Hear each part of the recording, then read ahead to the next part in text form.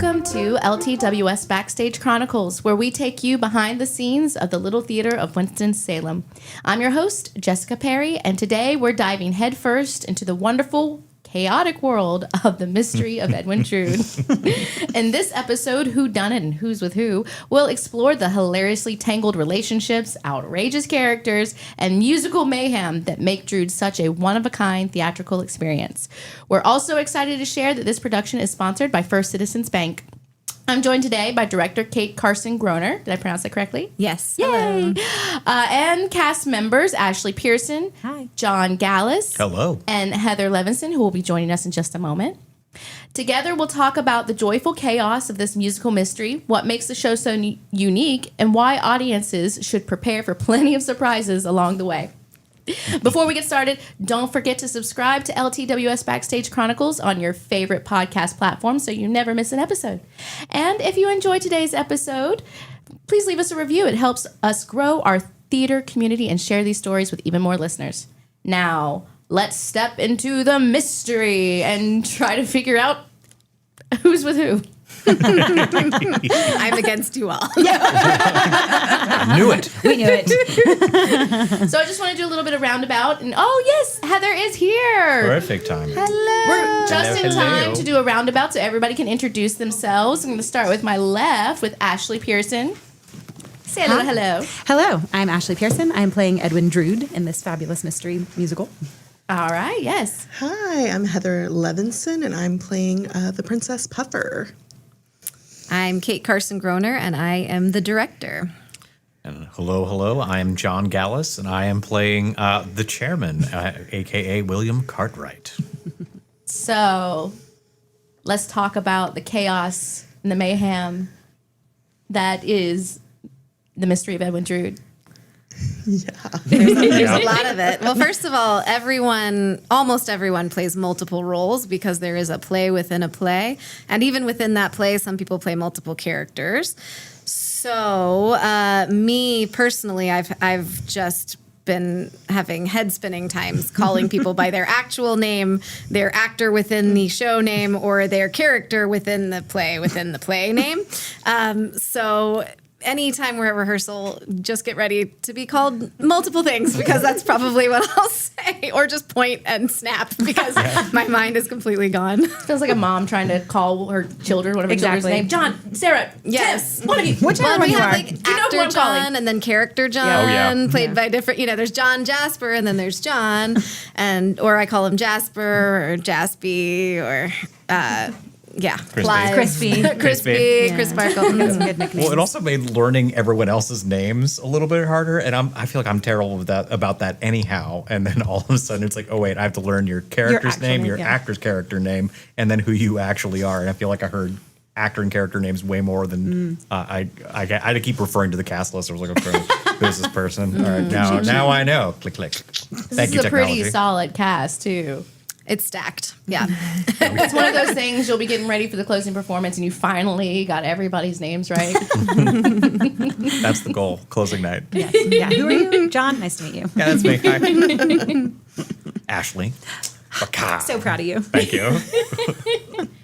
So what's it been like, the rehearsal process? I mean, I think it's been really smooth. We really do have an amazing cast, and I feel like everybody came in having done their homework and finding these characters to some extent before they even walked in the room. So now it's a little bit more of just like crafting the piece together and considering all the different variations of the show is really kind of where we are right now. It's been an awesome experience, and we're having so much fun in the room every night. You know, when we announced that we were doing this show, so many actors were talking about how this was one of their bucket list shows. And I guess it shows with everyone coming in so prepared because with this kind of show, you have to be prepared. But what's so wonderful about that is when everybody comes in prepared, then you just get to play, which is the most fun, especially with a show like this where there's ad-libs and improvs and room for play. Yeah, honestly, I would say the other word that kind of comes to mind for me is fearless. Like everybody came in like just ready to play, ready to go, ready to just try things and throw things at the wall and see what sticks and what doesn't, and to just kind of be in the moment with each other. So it's been a lot of fun just to get to see those things, especially with meeting new people, people that you've worked with, people that you haven't worked with. That's just been part of the joy of going to rehearsal every night. So. Yeah, and we feel right now so ahead of schedule, in my opinion, in terms of like where we should be with 3 weeks still opening. And so now we really do get that time to play and continue seeing what sticks and just continue finding new things or revisiting old aspects of the characters, the show itself. Like it's a lot of fun to feel this comfortable and confident with the material now, and then being able to like really add the even more layers. As if we didn't have enough. Right. No, the script really is like I Oh my think gosh, I got it's handed it, hilarious. and I was like, "This is not a script. This is It's a manual." It has instructions It about does. how, and not even just instructions, but guidelines about how to tackle some of the things like the different endings, like, you know, just pieces of what they have found in the different productions previously about what works, what might not work, just to help others, you know, launch it. But you don't have to necessarily do what they suggest. It just gives a good jumping off place. But it's kind of hilarious. And some of them are sort of like snarky little things like, remember, this person will be quite well rested by now. And so you're like, oh, yes, like, I do sit off stage for quite a while. So yeah, thanks. No, whereas for the chairman, they say like, "Okay, so he's going to talk a lot, so drink water while you have a moment." And I was like, "Okay, cool. Hydration is important." Thanks, Rupert Holmes. Appreciate you. Yeah, we've now built in at least a flask and a teacup Yep. for John, and we might have to find some other things. Speaking of which, I do have a pina colada. Oh, that's next. Yes. Oh, yes. It's sitting. We know we've got Interesting. laudanum. to me that Rupert Holmes wrote this and wrote the song, the Pina Colada song. Yes, exactly. Escape. The strange cheat on your spouse Yes, in the with your own personal spouse, ads personal ads. anthem, and then find out you loved each other all along but didn't communicate. What? But it's also such a storytelling song. You know, it really does tell a story. And even though, you know, most of us just know it from the chorus and the vibe of it, I think that he started exploring that concept of like storytelling in that song. He's nobody's poet. well, and then wrote. I was going to say Gentleman's Guide to Love and Murder. That's not it. No, How to Murder Your Employer. Oh, yes. Like, which is the book that Yeah, you wrote, yeah. which is, again, I think kind of a continuation on Drood Yes. as well, just a little bit. Murder mystery and just kind of that general concept, and writing a sequel to that. He Called, must have had a lot of fun writing this song. I think so. I read it, like, I think last summer because a castmate of mine had it, and I said, "What's that?" Because it has a interesting title, and then and he said, "Oh, you got to read it," and then did, and then gave it to my wife, and so on and so forth. But it is one of my favorite books. Yeah, just not one to take to work. No, absolutely not. John, What an what's interesting going on? idea. Just like, I'm going to take this unfinished book by Charles Dickens and I'm going to turn it into a murder mystery musical comedy. Yep. A very indulgent one too. He definitely like revels in the language, and I think one thing that's grown on me about the show, like when I first read through it, I had heard some of the music. I loved some of the farcical elements, but I was concerned about the voting and how it gets kind of dense towards the end with just a lot of words, especially for John, a lot of explanation. Sometimes I worry about that with an audience, but I do think one of my favorite things about comedy is putting obstacles in front of people and watching them try to solve those problems. And I think I share that with Rupert Holmes because I feel like he intentionally makes it complicated to watch us all deal with that together in a room. And I think that's kind of a fun element. So I'm looking forward to watching our actors push through, watching our audience members be very confused at first and then get into the voting and the sort of, chaotic element of it. I think it'll be fun and interesting social experiment. I think the chaos confetti is the fun part of it for them and for us, Yeah, honestly. right. Like, because there's Keep such it an unknown factor for us every time we do it too. So Yeah. to see what their responses are going to be, whether from just the basic improv or the variable endings, and how we're going to kind of navigate all of that too. I can see from the actor's perspective, like how this could be such a fun show to be a part of, because you have the ability to like ad lib and like no two shows are going to be the same. I think that's what's really going to be special too. Is like you can come and see this show multiple times and it's not going to be the same. Like, Yeah. at all. I think with the number of shows we're doing, we won't even get through all the possible combinations, even if we were to do it different every single time. Oh, wow. So there will still be combinations of endings that wouldn't have been performed. But yeah, I think the piece is an actor's dream. You have these big, broad, almost campy characters. You have these really outlandish situations that they all get to be in. Not only do you have the characters that are within the Mystery of Edwin Drood, but you also get their, diva-like sometimes actor characters.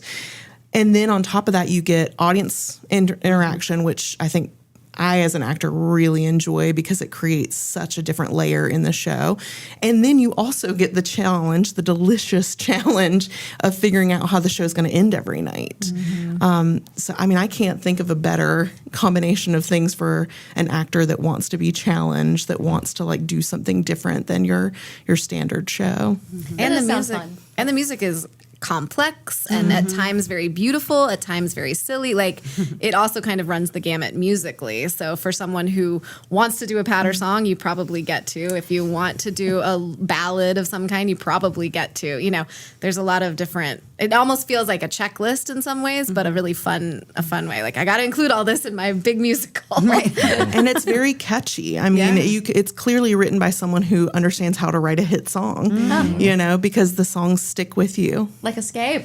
Yeah, exactly. Who doesn't know that song? Right, And exactly. as soon as it gets in your head, you just start singing it. You're like, All no. day long. Oh, yep. I think it's also that British music hall style aspect of it too. It's like they are wordy and complex and fun, but extremely earwormy at the same time. So they'll stay with you. And I certainly don't leave rehearsal every night singing them in my head. Right. Or waking up with them. Yeah. So you probably get your favorite choices or songs or options that you want to do. So I can imagine when the show is up and running and you're waiting for the votes and stuff, you're like, oh my God, is it going to be the one I want to do? Is it going to be the one I want to do? Yes, it's the one I want to do. I'm not ashamed to say that I really want to do my confession as many times as possible. So if you're listening to this, please vote for Puffer as the murderer. I'm campaigning as if I'm being prom queen. I can't officially say we take bribes, but Right. But I hear she likes The confessions are just so fun. Each of us has our own reasonings behind why we ended up murdering Edwin Drood, and it is just so cool to watch every single person who gets called to do it.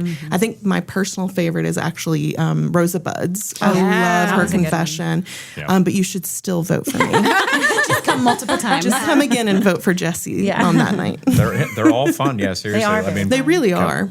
Come and see all the different possible ways and reasons why one would kill Edwin Drood. And they're all styled Because there are around.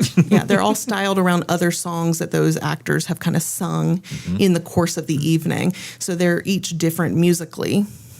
So without giving too much away, what other kind of choices are open for the audience to get to decide? Sure. So there is a character that is introduced midway through the show, the Detective Datchery, and it's kind of presented as a concept that we don't know who's actually being this character. Ashley plays the character, but it's kind of planted in the audience that it's not Edwin Drood that is that character, it's somebody else. So they get to select who is the person that's been in disguise this whole time as the detective, and they have a song that they sing as the detective. Then they get to select the murderer. And then they also get to select a pair of secret lovers. Oh, I love that. Just so we have a nice little happy ending. Yes. Because, all the murder, you need a happy ending. Right. And the lover scenes are some of the funniest. my He wrote gosh. individual, just single line scenes, or each character gets one or two lines in these little scenelets before the song starts, and they're ridiculous They're because so funny. every pairing has a different combination. Essentially to justify their love, and so or why maybe would something these we two didn't characters see end up before, right? together? And how they've now ended up together. including a brother and sister pair. Correct. So- That is a possibility. All right. So if you have a sick and twisted mind, It's not just enemies to lovers; it's also siblings to lovers. Whatever trope you are most fan of. Well, as the chairman says, that's your choice, and you have to stick with it. So. I mean, we have some Game of Thrones fans out there, I'm sure. Yeah. For sure. So I hear that the costumes are incredible for this production. I know as an actor, one of my favorite parts about doing a show is when you finally get to be in your costume. So how are we feeling? Yeah, I feel like, and Heather kind of touched on, people coming in and having done their homework and finding their characters and whatnot. And I feel like for me, this was not a show that I had ever seen. This was one that I knew a couple songs. And so I still feel like I'm finding the characters very much so. And I think obviously costumes help with that, especially, spoilers for me that plays a man in the show. The first time I put on, a full gorgeous suit that Daisy had for me, I looked in the mirror and I went, I'm a dapper boy. And it was I just all of a sudden was like, oh yes, I feel so much more Drood than I have been. They're gorgeous. The attention to detail, the way that they kind of work together, the way that they help tell the story, the different colors, how we sort of mesh with each other, but also don't necessarily fully mesh with each other. There's a lot of thought and care given into the story that these costumes are telling. And I think, they're just gorgeous to look at. So even if you just come and you're like, I don't know anything about colors or the time period, you're just going to be blown away by how good they all look. And it's a lot of fun to put on period pieces and to, again, feel even more connected with the characters because of that. Yeah. We also had the opportunity a couple weeks ago. We got to do a photo shoot in costume, partially things that were finished, partially some things that were going to be in the show, some things that are going to be kind of changed out a little bit. But we hadn't been rehearsing all that long either. Right. But then to have the opportunity to actually get into costume and kind of play around a little bit for these photo shoots and kind of use that as an opportunity to discover these characters kind of in a different sort of way was really lovely. Plus, yes, all the costumes look absolutely gorgeous. I have my costume fitting, my second costume fitting technically tomorrow. So I don't know exactly what I look like, but I'm very much looking forward to it because I'm the same way. I really want to know, I really love being able to put on the costume, and that just adds that second layer of realism, third layer of realism to the experience of portraying that character. I think the one thing that's wonderful about acting in theater is you can't CGI stuff. So you have to have the set, you have to have the costume. And as an actor, that's what's the fun part about acting is getting to be in the world in which you're acting in. Sure, we can imagine a set and imagine our costumes, which you guys are doing in rehearsals. But once you get into the theater and into the space, I notice everyone's acting will change and the way they do things is going to be different because it's real for them now. And I was actually going to ask, because I know promotional photos, costumes are not always the same as what they're going to be. They're not always the finished product because you have to do things quickly to get them ready. But how much has your costume changed, Heather? So the underlayer of the dress that I was wearing in the promo, that dress is the same, but it has been altered to accentuate her character, be lower cut in the V-neck region.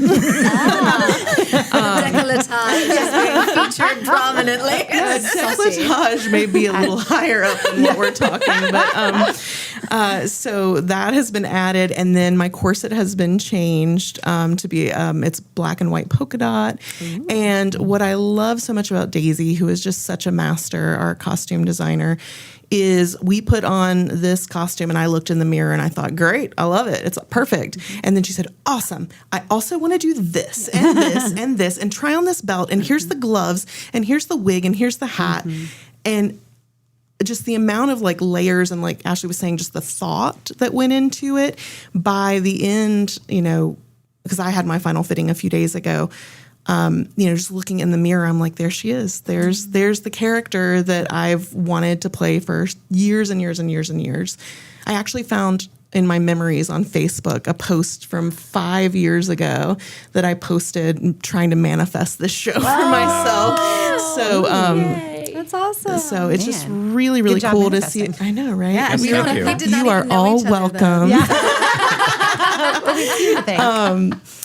But it is just amazing how that levels up your own preparation as an actor. Because like you said, Jessica, like you can envision and you can have your own thought process. But when you get like these very skilled artisans like Tab, like Daisy, to come in and start building the entire world, it makes your job as an actor so much easier because it's just so much more accessible. You're not having to dig as deep because it's all right there. It's in the clothing you're wearing. It's in the setting that's been created for you. And so I just feel like every night as we do this, it gets easier and easier because we're so well prepared and because we have such amazing people like Kate, like Evan, like Rachel, helping to put it all together.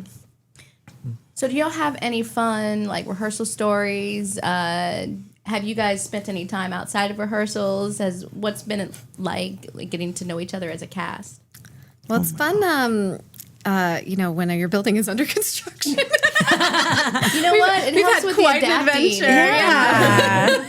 Yes, this is a very adaptable group. We've had a lot of fun, I think, despite dust and walking in and finding a whole thing of sheetrock in the middle of the floor one day. Like, it's been full of surprises. Yes, But yeah, I've been really impressed. I think it is good for the show overall, actually, to have to move around, to have to adapt, to have to get used to doing this under different circumstances. Yeah, we did that on purpose. We had some parking lot rehearsals. We've just been having quite an adventure, but I think it helps. Not to say trauma bonding, because it's certainly not traumatic, but I do feel like when you've kind of had to adjust together as a group and we all have to adapt quickly and decide, like, we can either have a grumpy rehearsal because we're outside in the sunlight right now, or we can all just like laugh at this and enjoy it. Yeah, I think it's been really fun to bond with everybody and be like, I that's didn't know what we're this either. Woohoo! And we're doing this. Yep. There's also just so much laughter every night, so much joy. I think personally one of my favorite stories, because I see Archer lurking. As any good murder mystery, we have someone lurking in the background that's not making themselves known. The first night that we rehearsed with the Secret Lovers, Archer and I got called as the Secret Lovers, and I had not even read this dialogue yet. I had kind of like put a pin in that because we hadn't been working it yet. So reading those ridiculous lines with him for the first time and singing those to him, who is literally younger than my oldest child, was just a really, really funny moment. Oh my goodness. Yes, Archer is with us this evening. He's interning with us and sitting behind the scenes to Say kind of hi, get to know us. Archer. Hi, I'm Archer. I'm not doing anything. I'm kind of just sitting here enjoying listening to this podcast. I won't take up too much of your time, but I He's really also in the show. appreciate being here. Yes, thank you guys. He's lurking in the shadows. As one does. Right. Yes. So, how many people are lurking in the shadows? You mean like, Several. I mean, everyone's around right. every So, bin. Like Yeah. everyone At some point. at every corner. Every Yeah, turn. we definitely, because we get the joy, it's written into the script, but also I just love shows where everybo's on stage as much as humanly possible. That's kind of, I come from an acting background, and that's a lot of the performing that I've done has been very much in the room, no fourth wall, audience interactions, that kind of thing. And so we do have plenty of opportunities for people to react, to enjoy watching the show, to kind of say, oh, there's my favorite character gets to sing this song tonight. Yay. Like, I want that communal feeling the whole time. And so it was harder before when we were mainly rehearsing the principals. Like, it was great to get work done and to be like, okay, we're going to practice the scene and get it off book. But actually adding in all the ensemble is like, oh, good. This is how the show is supposed to feel. It's like, it's supposed to have an audience. It is a show that is completely dependent on reactions. Yes. And so since the ensemble can be part of that audience and interact and boo and cheer, and it really just helps. Even though I'm sure there's some sitting around that might be frustrating to people, I have loved having everybody in the room together. Well, there's so much onus to, especially with the ensemble of this particular show, to be characters, to be people, and not to just be kind of an extra in the background, for lack of a better term. They have to be like the characters of the actors themselves, plus the characters they play in the show. And so it adds these lovely layers to it between their interactions with the principals, between their interactions with the audience, and the general storytelling of the whole show. It's so, especially in the way that it's been blocked, where there is most of the actors on stage the majority of the time. And I think that adds ownership too to all of us in terms of what the story is and the buy-in to everything. And it's a really great way of doing theater and experiencing theater, I think, honestly. Some of my favorite kind of theater to both participate in and to also view. It's also, they get an opportunity to serve as a guide for the actual audience. You know, when you come see a show, you might be a little timid to be the one laughing the loudest, or you might be wondering, like, is it appropriate to clap at this or boo. Or Yeah, boo at or this? boo for sure. Always. And with the ensemble being on stage, you know, they kind of provide that freedom to the audience because they kind of lead that you know, experience. They're also just all so flippin' talented, and they're being utilized in so many different ways. We have incredible dancers in our show. We have folks who are playing instruments, you know, actually serving as a band for multiple numbers, you know, so some live music. And just the way that we're utilizing all of their talents. We have incredible singers that are doing this gorgeous quartet with this really intricate harmonies. So it really is like from top down an incredible cast. Like every single person is adding so much value to the show. I also just think, not to be modern day about it all, but it's so easy to like go to a show and when your scene is done or when you have a break, like go backstage and look at your phone and kind of check out and whatever. And I feel like sometimes we all just need to be in a room together experiencing art. And so I like that this almost forces that. And sometimes I'm like, guys, come on, you're still on stage, because it just fuels a positive energy that is so connected and so integral. We have a character who is written as a character who says a few things, but he plays the piano a lot. He's our stage manager, and he plays the piano. He opens and closes the curtain. He brings on props that people forget. And I think we're headed to this point, but like we will get to see this show. And if someone is missing something, I love the idea that anyone in our ensemble, any one of our other principals would see that, clock it, and take them what they need. Like, I just feel like that sort of, we've all got each other's backs, we've all got our arms open, we are receiving and giving information, and we will be here ready to support each other. That's the way I like to play, and I feel like that's just what I hope this show continues to be. So curveball. I want to talk a little bit about adventure seating. And how that's going to affect already the controlled chaos that we have in the Mystery of Edwin Drood, because that's a little bit less controlled. Yeah. Well, I'll say this is dipping our toes into adventure seating. I've done shows where we had like a full audience of 200 just milling about with no assigned seating. And so I'm hoping to someday maybe bring that to Winston too. But this is a great opportunity for people who like when an actor comes up to them and talks. I know that's some people's worst nightmare. But if you're one of the ones who really does feel like you're engaged and you enjoy watching shows in an open way, I think adventure seating is a wonderful opportunity, especially for the theater nerd types, for people who are comfortable interacting with others or getting up and sitting down again. Basically, we just have, I think it's 12, but I'm fine if other people come up and sit as well. Spots that are not particularly assigned. You may not be able to stay there the whole time. You might have an audience member come and flirt with you a bit, or sit next to you on your couch, or ask you to hold something for them. So it's just a great way to have a little more extra fun. I'd say if you're coming twice, maybe do adventure seating once and sit in the audience once. Try out both levels. Oh, I want to sit in adventure seating from one of the performances. Oh, definitely. For sure. Yeah. I'll probably be there at least all of Tech Week. I'll be in adventure. Really? seating. Oh my god! Yes. It's definitely a unique way of experiencing the show. So, what do you plan? Like, what if you get an audience member who really enjoys adventure seating, and you're like, "This, we're the actors." Like, There's plenty of times that John tells us to shut up, so I don't think he'd have any qualms of saying that to keeping them in the I audience. feel like that is kind of a little bit of part of my role is like, yes, instigator, narrator, etc., but also like, hey guys, let's rein it in a little bit here, but in a fun and lovely and jovial way. I think that is going to be at least a little extra hat that I'll probably wear just a little bit to kind of.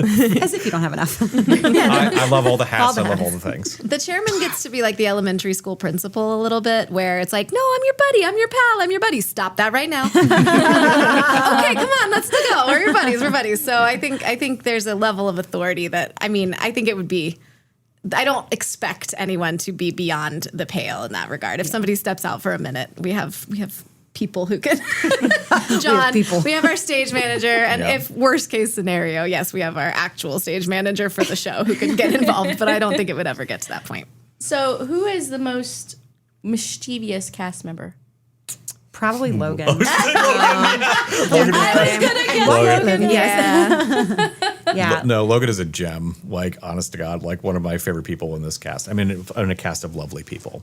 And I'm biased. I did a show with him prior, but like he's just like we were talking about, like willingness to play. Yes. That's Logan in a nutshell. Yes. Like he will come up with 10 different ways and 10,000 other things to kind of do, just to kind of be engaged, and is always willing to say, yes, I'm going to try something. Yep. He's one that, like, not that we've had to necessarily rein him in, but he's a good example of someone who loves to play. He's literally larger than life to me. And he is, like, he will try every new thing. He's constantly making jokes, finding jokes in the show and just in life in general. So, yeah, he likes to have fun with everything that he's doing, which is a joy. Yeah, one of the scenes we did for callbacks involves Jasper, the character that he's playing, having to sort of act out different sentences to someone who he doesn't speak or doesn't think speaks any English. And so I didn't give any direction for the first read for anyone who did it. And Logan could have performed what he did at his callback. So that was one of the big reasons he got the part. Of course, he's a beautiful singer. He's an amazing person and talented actor.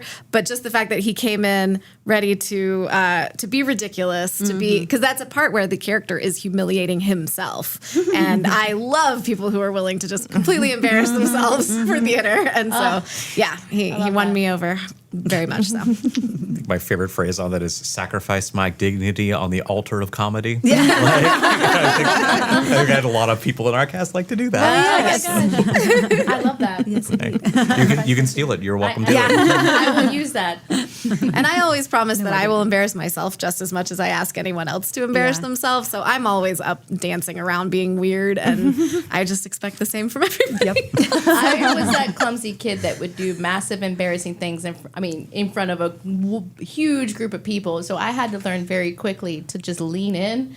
So taking it to the comedy aspect, you just got to just roll with it, like be okay to be silly and be embarrassed. My daughter, who is 13 going on 14, she gets so embarrassed by me. I'm like, no, I don't care what anybody thinks. Mom, stop.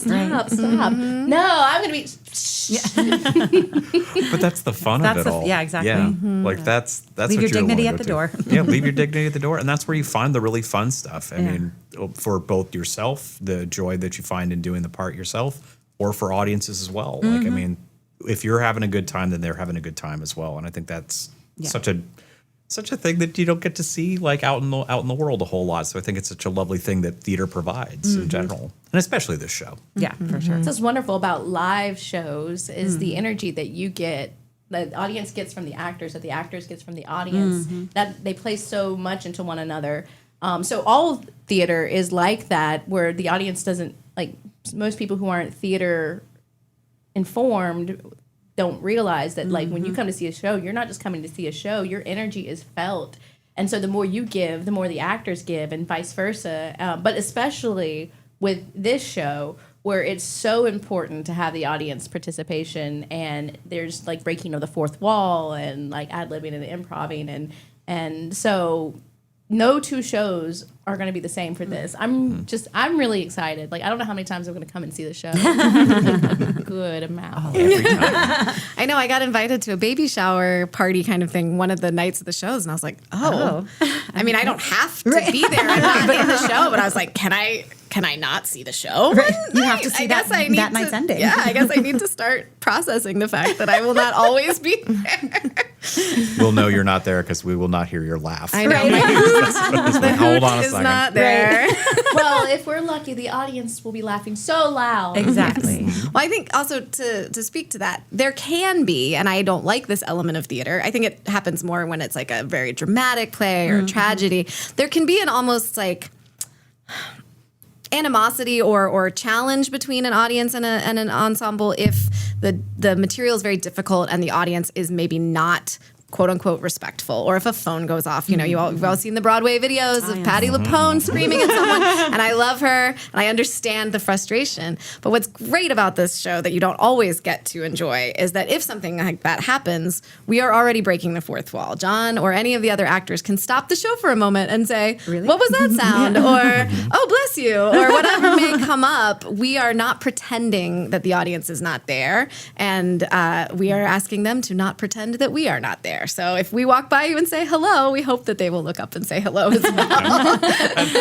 I think that that's what the show does so well, because even right up, like the opening number is called "There You Are," so it's literally about like us saying, "Yes, we see you. You are going to be part of this show as much as we are. We're going to talk to you. You can talk to us." And I think that this show does that very well. It builds that comfort. Even like for whatever level of interaction you want to have. If you want to have a conversation with an actor, or if you just want to give yourself permission to laugh a little bit louder than you might normally, this show does that beautifully. It's one of the, like Heather says, one of the reasons I love the show so very much as well. And it's been one of my bucket list shows. And it's trusting. We are not going to push anyone to do anything they're not comfortable with either. And I think that's one thing you can feel good about, is like, we want you to have the best time that you want to have. So that means that somebody is going to very much enjoy being a participant, and someone else might just like sitting in the back and observing, and we're not going to force anyone to do anything they don't want to do. But Exactly. we'll invite them to. So if you're a little shy, just sit towards the middle or towards the end. Yeah. Away And from like- the aisles. Right, exactly. And like Heather said, I think, having the ensemble kind of guide the audience is partly why it's written that way, so that, because there are a lot of audience members who, especially when you go to the movie theater all the time, you forget that with live theater, we see them, we can hear them, and so with this show, if they're not used to laughing out loud, they'll be given that permission and that guidance from everyone who's on stage doing that. But like Kate was saying, they don't have to. So I mean, I scold my parents almost every time they come to a show, because inevitably they come on the quietest night, and I'm like, "Come on, guys! Like, you didn't do your part." And they just are not super loud, but they very much enjoy it. And so I think this is that kind of show where it sounds like it's geared for the very loud and boisterous audience members, but it's really for everyone. And I think no matter where they sit, they will enjoy it. The adventure seating is, like Kate said, it's kind of adventure light. Like, we are not asking anything of them, unlike things like Spelling Bee, where they get up and they're literally dancing on the stage. This is just, they get to enjoy it from a different vantage point, but they can still be quiet, and we will love them. I'm so ready for you guys to have an audience. I know. Oh my 3 gosh. I know. Send everyone who works at Little Theater, please. All of Tech Week. We need as Yes, we many need practice. practice Yes. audiences as Yes. possible. You got it. I'll be there. I think we realized that during the designer run. We're like, "Oh yeah, this is nice to have- that's yeah. nice to have people." And also, this changes this Everybody dynamic of leveled energy. up. Yeah. It was great. It was great. Yeah. So do we have any final thoughts or any words that we'd like to share? Anything that we want people to take away from this? This is the quietest see you the guys show. have We got it all. I think it's just such a fun show. And I think for some people that maybe have never heard of it or aren't as familiar with it, it's definitely one to take a chance on and to come check out. And it's going to, again, like, it has something for everyone. It's funny. It's got mystery. It's got romance. It has, it's a lot to take in, and I think it's a great introduction to the theater. If people haven't seen the theater, I think it's also great for the extreme theater nerds and lovers. And so it's, it's something to just come check out, and we promise you'll have fun. A little something for everybody. Yeah. And you really probably have never seen anything quite like it. The combination of the comedy, the musical, the setup of it being in the Music Hall Royale, the actual like voting and all that. You might have been to things that have elements of those, but I think this blends it in such a unique way that most people have probably never experienced anything quite like it. And they really should. It's a really special piece, I think. And the cast is incredible. They can't all say that about themselves, but I will say it about them. I got a dream cast, and it's, see these people at the top of their game showing off their talents. Yeah. I guess the last thing I'm trying to, like, how do I be profound here to close this off? All on you. All I will honestly say is that I think that Drood is such a special show, and I think it is such a good example of what the art form itself, what theater does so well, which is be so flexible and can adapt and be so many different things. You couldn't make a film that is this. You couldn't write a story that is like this. This is something that can only be experienced through the medium that is theater. And it's, again, such an underdone, underrated show in my opinion. So, go see, all the big hits and things like that, but definitely see this show because it's such a unique gem of a show And in see theater it canon. live, because that's the thing. I've even watched recordings and it doesn't translate in the same way. This is a show that needs to be experienced live. Well, John, I think you nailed profound. Work here is done. Well, I'm done with everything today. Oh wait, rehearse. 3 more hours together. Oh, well, thank you guys so much. I really appreciated having you all here today. That's all for today's episode of LTWS Backstage Chronicles. We hope you enjoyed this behind-the-scene look at the laughter, mystery, and madness that make the Mystery of Edwin Drood such an unforgettable theatrical experience that you have yet to experience. A huge thank you again to Kate, Ashley, Heather, and John for joining us today and for sharing their stories, their humor, and their excitement for this wildly entertaining production. A special thank you to First Citizens Bank for sponsoring the Mystery of Edwin Drood and supporting the arts in our community.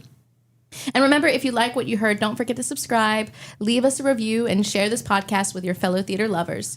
You can find LTWS Backstage Chronicles on all major streaming platforms and visit us online at ltofws.org for tickets, show information, and upcoming events. And stay tuned for our next episode as we step behind the curtain to explore the incredible costumes, scenic design, and music that bring the world of Drood to life. Until next time, I'm Jessica Perry.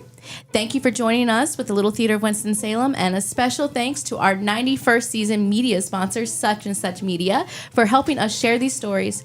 And as always, we'll see you at the theater.